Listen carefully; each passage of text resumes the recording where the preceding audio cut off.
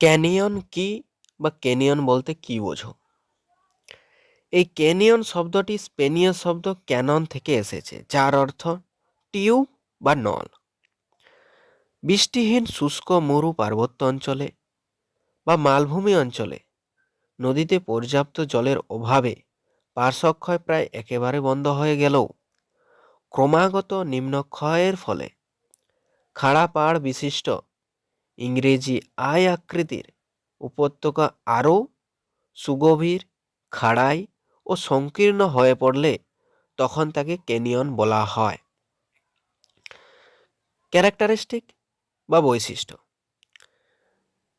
পার্শ্বদেশ খুবই খাড়াই ও সংকীর্ণ প্রকৃতির হয়। নদীর জলতল উপত্যকার খুবই নিচে অবস্থান করে।